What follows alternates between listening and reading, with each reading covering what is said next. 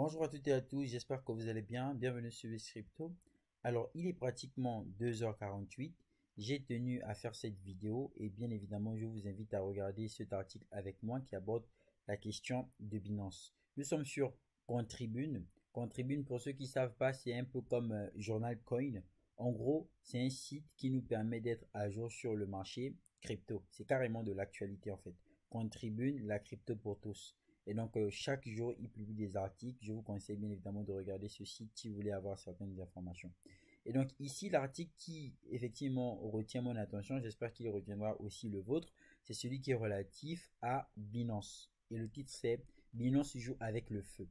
Ça a été publié le vendredi 13 2023 à 7h par Nicolas Teterel. Alors, les investisseurs retirent massivement leurs fonds et l'exode devrait s'accélérer maintenant que Binance avoue prendre des libertés avec son stablecoin BUSD. Donc, pour ceux qui ne savaient pas, une fois de plus, Binance a le BNB qui constitue le jeton utilitaire de toute la plateforme, d'accord? Et il y a le BUSD, en l'occurrence le stablecoin. Pour rappel, un stablecoin est une crypto-monnaie non soumise à la volatilité par le simple fait de ce qu'on va appeler le currency peg, en l'occurrence le mécanisme par lequel la valeur de cette crypto-monnaie va être maintenue par le fait qu'elle soit rattachée à un actif stable. Et cet actif stable, pour les stablecoins de façon générale, c'est majoritairement la référence monétaire internationale qui est le dollar américain. Et pour ceux qui veulent savoir pourquoi est-ce que le dollar américain est la référence en matière de l'économie dans le cadre international, ce qui concerne les échanges, je vous invite tout simplement à regarder la vidéo que j'ai eu à faire sur le fait que la Russie veuille lancer un token basé sur de l'or. Cette vidéo-là, car je vous explique un peu, je vous remets dans le contexte de la vulgarisation du dollar américain, de l'adoption massive à l'échelle internationale du dollar américain. Et donc, plus de 12 milliards de dollars envolés en 70 jours. La crise de confiance se prolonge malgré les assurances de Sisi, en l'occurrence Changpeng Zhao, le CEO de Binance. Un nombre croissant d'investisseurs quittent Binance ou réduisent fortement leur exposition. Et quand on parle d'investisseurs qui réduisent leur exposition, c'est parce qu'il y a des investisseurs sur Binance qui se donnent à certains services, qui effectivement participent à certains, une fois de plus, certains services, certains privilèges qu'offre la plateforme tels que le staking et donc même aussi des services relatifs à la DeFi. Dans la vidéo où je vous expliquais pourquoi vous ne pouvez pas gagner 50 dollars par jour avec Binance, même avec les stablecoins, je vais vous expliquer qu'il existe la DeFi, enfin le staking de la finance décentralisée sur Binance. Et donc tous ces investisseurs-là sont potentiellement ceux qui sont en position avec ces différents services. Du coup, lorsqu'il y a des incertitudes, eux, ils n'hésitent pas à retirer leur liquidité parce qu'ils ont des grandes positions. D'après les données de DeFi Lama, l'équivalent de 360 millions de dollars a été retiré vendredi dernier. En tout, plus de 12 milliards de dollars ont quitté l'exchange au cours des 2 derniers mois, soit 25% de l'ensemble de ces fonds. Sisi assure être financièrement solide. Oui, souvenez-vous que dans la vidéo, je crois que c'est l'une des vidéos ici, je crois que c'est dans celle-ci, je vous expliquais que l'une des questions qui avait été posée à Sisi par une journaliste a bien évidemment été celle de savoir si Binance pouvait permettre le retrait d'un nombre assez conséquent pouvant s'élever à 2 milliards. Il a effectivement répondu en disant qu'ils étaient financièrement, en l'occurrence que Binance et sa team étaient financièrement solides et en forme. Et une fois de plus, c'est toujours cette même phrase qui revient, financièrement solide. Néanmoins, d'accord, rappelons d'ailleurs que son directeur financier Wei Zhu a claqué la porte en juin 2021. En l'occurrence, en juin 2021, le directeur financier de Binance a tout simplement décidé de quitter, on va dire, l'entreprise de façon globale. Personne ne semble vouloir reprendre le flambeau. Même le cabinet d'audit Mazars a récemment lâché Binance, inquiétant. Bien sûr que c'est inquiétant, oui. Mais après, dans le contexte de Mazars, il faut rappeler que Mazars, en gros, c'est quoi ou c'est qui? Mazars, c'est le cabinet qui s'occupe d'auditer. L'audit, c'est le processus par lequel on va regarder la viabilité, d'accord, la solvabilité d'une structure financière. Et donc, selon que ça pourrait être une banque, etc.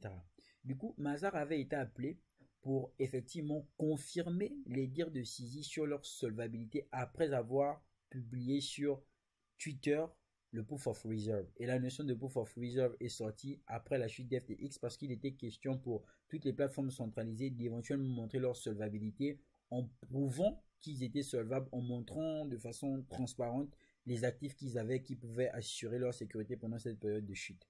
Et donc Binance a été la première plateforme, logiquement, à montrer sa preuve de réserve. Et il fallait vérifier si cette preuve de réserve était vraie parce qu'il y avait des plateformes telles que Kraken qui boudaient, Coinbase aussi qui disaient qu'ils n'étaient pas d'accord et qu'il fallait vraiment que ce soit vérifié par un expert, etc. Du coup, c'est dans ce contexte que Mazars va décider d'auditer Binance. Maintenant, lorsque Mazars décide d'auditer Binance, on se rend bien évidemment compte que Mazars n'a pas les outils nécessaires pour auditer une plateforme qui fait dans les crypto-monnaies. Parce que de base, Mazars, c'est pas dans le cadre des cryptos qu'éventuellement le grand géant français se situe. Et donc, pas étonnant que Mazars ait complètement quitté Binance, tout laissé tomber. Mais après, il y a CryptoQuant qui est venu confirmer le diagnostic de Mazars en disant qu'effectivement Binance serait solvable et même en surcollatéral. Ça, c'était très important. Néanmoins, avec toutes ces preuves, les investisseurs étaient toujours dubitatifs. Et donc, voici pourquoi, quand on rappelle tout ça, effectivement, ça refait sortir ce caractère d'inquiétude. D'après les données de DeFi Lama reportées par le magazine Forbes, aucun exchange du top 20 mondial ne font aussi vite que Binance. Les retraits ont représenté 15% des dépôts en décembre. En fait, il faut comprendre que Binance est une plateforme, d'accord, qui garde de la liquidité, d'accord, mais qui ne devrait pas empêcher que les gens récupèrent leur liquidité. Du coup, ça fait que c'est quand même bizarre que les gens... Ça fait que c'est bizarre pour les gens, ou bien encore pour les médias, de voir que les gens quittent. Et c'est pas bizarre pour les médias de voir que les gens viennent déposer. Ça, c'est quand même le paradoxe.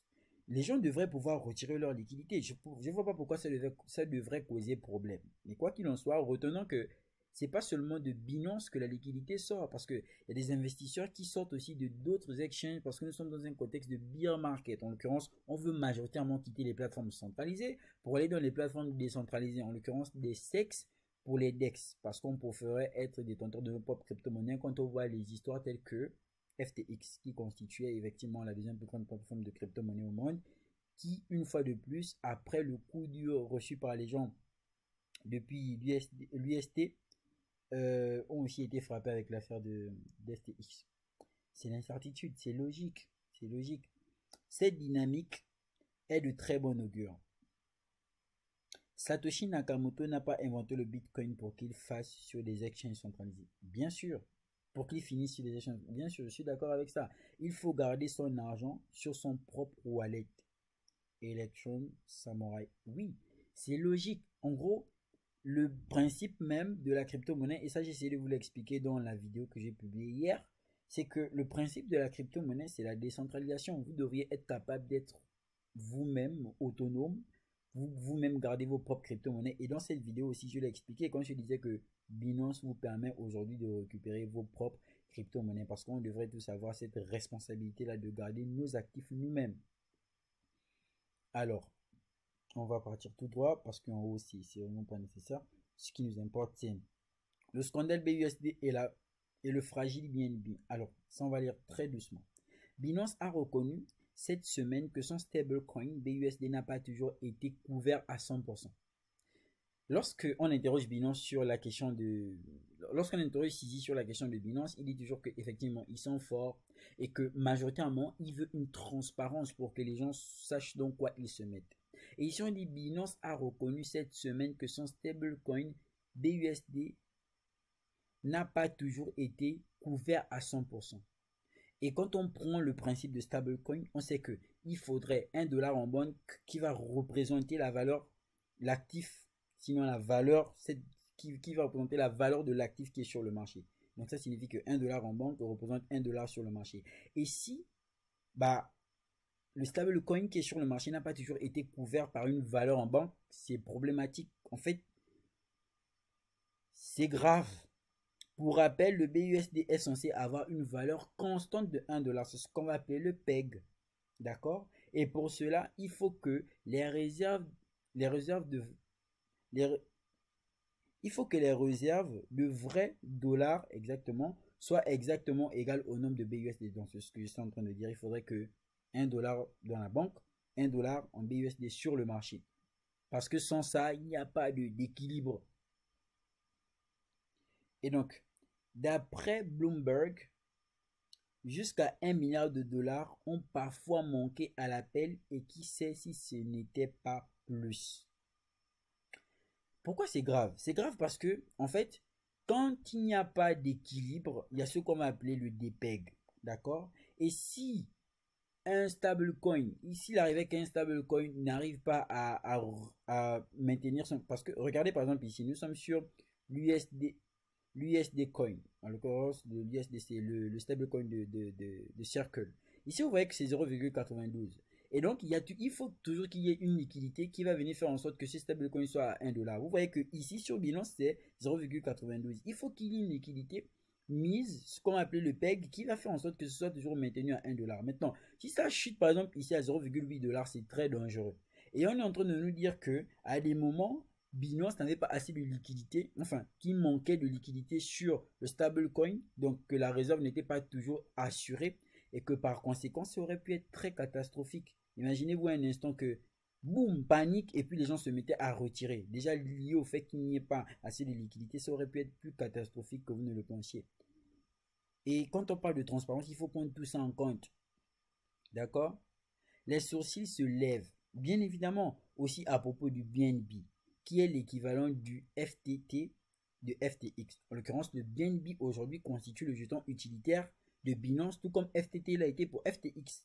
S'il se porte mal, tout en sachant que toutes les transactions sont basées sur lui dans l'exchange, ça c'est aussi problématique.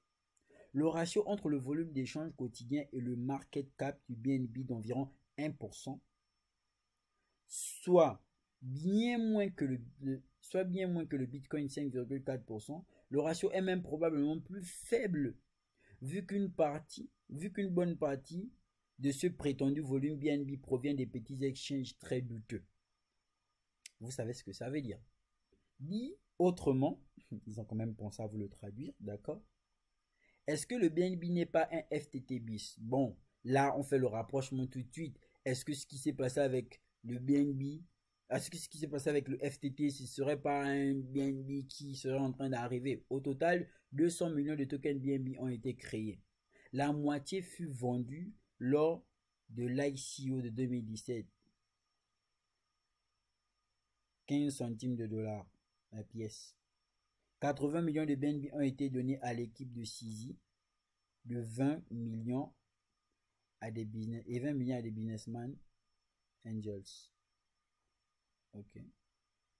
Il ne reste qu'environ 159 millions de BNB en circulation. La raison était que Binance attire les foules en brûlant chaque trimestre une partie des BNB créés et ex nihilo.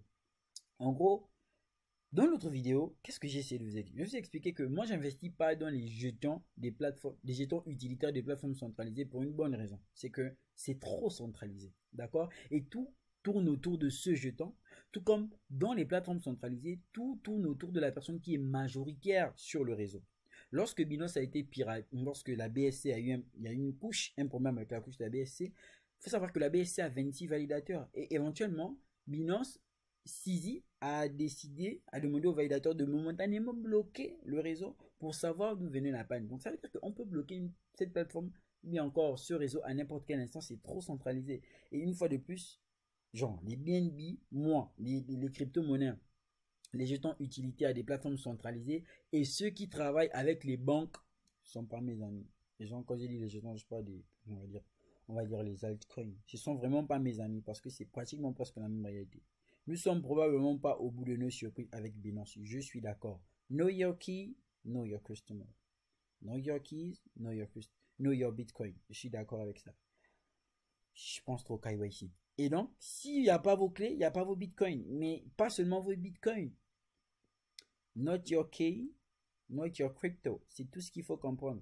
Gardez vos propres cryptos vous-même. Et donc, moi, quand je fais ce genre de vidéo, c'est pas vous dire que c'est pas pour vous mettre effectivement la panique sur Binance, on peut parler d'autres choses. Mais c'est juste pour vous faire comprendre qu'en tant que plateforme centralisée, Binance a des grandes responsabilités. Et vous, en tant qu'utilisateur, vous ne devez pas uniquement rester là et vous dire que, bon, nous, on a confiance en Binance. Non, c'est pas comme ça que ça se passe. Et genre, c'est toujours pas pour dénigrer une fois de plus, mais c'est tout simplement pour que vous puissiez comprendre que tout est susceptible d'arriver. Il y a quelques mois, on parlait de transparence, on parlait de solvabilité, on parlait de... Voilà, et là maintenant, il y a cet article qui sort, qui effectivement n'est pas un article qui sort de nulle part, non. Ça vient de la déclaration du PDG de Binance qui avoue que le BUSD n'a pas toujours été assuré à 100%. Vous savez, le truc même qui s'est passé avec l'UST, en gros, c'était que la réserve de l'UST, et rappelons que l'UST était le premier stablecoin algorithmique décentralisé, tout ce dont le marché a besoin. Et on a besoin des UST à l'avenir. Genre, quand je dis UST à l'avenir, c'est le même type. Donc, le même type de stablecoin décentralisé parce que ça permet de garder la liquidité sur le marché de façon décentralisée sans passer par un organe centralisé comme sont en train de faire l'USTT, l'USDC ou encore le BUSD avec les banques qui, elles, sont centralisées et soumises à des lois des différents pays dans lesquels elles sont. Et donc, il faut comprendre que le problème avec l'UST a majoritairement été le fait que l'UST, la réserve n'était pas assez solide. Et puisque la réserve n'est pas assez solide, quand les gens rentrent de la liquidité, il y a un problème pour faire le PEG et ça tombe. Une fois de plus, ça c'était ce que je voulais vous faire comprendre aujourd'hui. Bon, vous pourrez me dire ce que vous pensez en commentaire. Pour moi, je pense toujours qu'il faut être très vigilant. Bienvenue sur Crypto, on se retrouve dans une nouvelle prochaine vidéo. Je pense que la vidéo sera certainement publiée à 18 h, mais je l'ai fait à pratiquement 2 il est déjà 3 h. Et donc, une fois de plus, bienvenue sur Crypto. N'oubliez surtout pas de faire les gestes qui feront en sorte que cette chaîne puisse prendre de l'ampleur. De savoir liker, commenter, partager. On se retrouve très bientôt dans une nouvelle prochaine vidéo. Peace out.